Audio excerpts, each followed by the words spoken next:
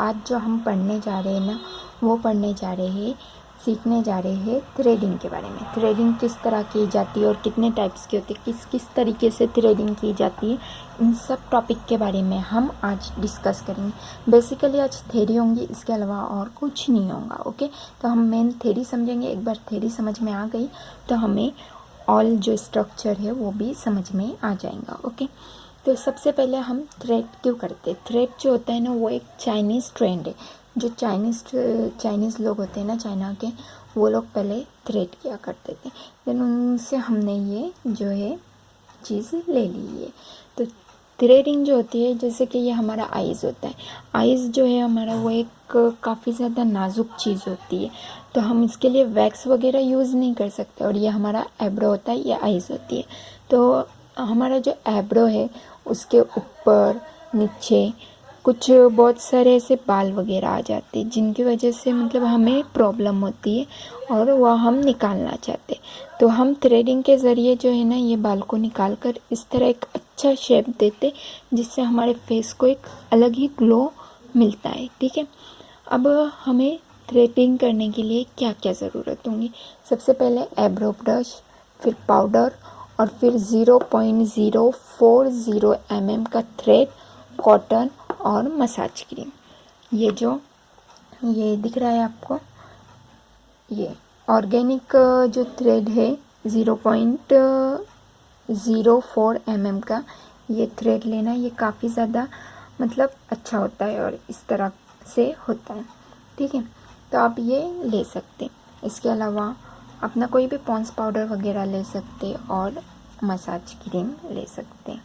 Okay, अब हम आते हैं मेन पॉइंट पे। जो एब्रो, हम जो थ्रेड है, ये जो थ्रेड है, इससे हम किस किस टाइप के बाल निकाल सकते हैं। जो हम मतलब ऐसे बाल निकाल सकते हैं जो हमें वैक्स नहीं कर सकते। वैक्स हम हाथों पे, पैरों पे कर सकते हैं, लेकिन हम अपने फेस पर नहीं कर सकते, क्योंकि ये हार्मफुल होता है। लेकिन जो थ्रेड होता है ना, वो बिल्कुल भी हार्मफुल नहीं होता है। अगर इससे थोड़ा बहुत कट भी जाए तो फ़ौरन हील हो सकता है, भर सकती है वो जब। लेकिन अगर वैक्स वगैरह यूज़ किए या कोई अदर प्रोडक्ट, तो ये काफ़ी ज़्यादा हार्मफुल हो सकता है। तो हम जो थ्रेडिंग होती है ना, वो सबसे पहले एब्रो की थ्रेडिंग कर सकते हैं हम थ्रेड से ज़रिए। इसके अलावा अपर लिप्स, जो लिप्स के ऊपर जो हमारे बाल होते हैं ना, ये देख सकते हो आप, अपर लिप्स के ऊपर के बालों को हम कर सकते हैं। लोअर लिप्स के नीचे के बालों को। इसके अलावा फोरहेड, अपना जो हेड है उसके ऊपर जो छोटे छोटे बाल होते हैं, उनको हम ठीक कर सकते हैं। इसके अलावा चिन, जो अपने यहाँ पे चिन होती है, उसके ऊपर जो बाल आते हैं वो, और दूसरे मतलब फेस के जो गाल वगैरह पर छोटे छोटे बाल वगैरह आते हैं, उन सबको भी हम थ्रेड के ज़रिए निकाल सकते हैं। ठीक है, अब हमें मेन पॉइंट क्या क्या करना होगा। सबसे पहले तो हमें ब्रश से शेप देनी होगी, बालों को हमारे सही करना होगा। फिर उसके बाद क्या करना होगा, पाउडर लगाना होगा। अगर हमें लेफ़्ट साइड का एब्रो करना होगा ना, तो क्लाइंट को जो है ना कुर्सी वगैरह पे बिठा दीजिए और पीछे के साइड से एब्रो करने लीजिए। ठीक है, पीछे से आगे की तरफ। ओके, और अगर राइट साइड का एब्रो करना है ना, तो हमें आगे की तरफ खड़े होकर एब्रो करना होगा। हमें अच्छे से शेप देना होगा और पहले पूरे अच्छे से शेप देना होगा, और फिर उसके बाद एब्रो के जो एक्स्ट्रा बाल है उन्हें निकालना होगा। ओके, पहले शेप देना होगा और फिर एब्रो के जो एक्स्ट्रा बाल है वो निकालना होगा।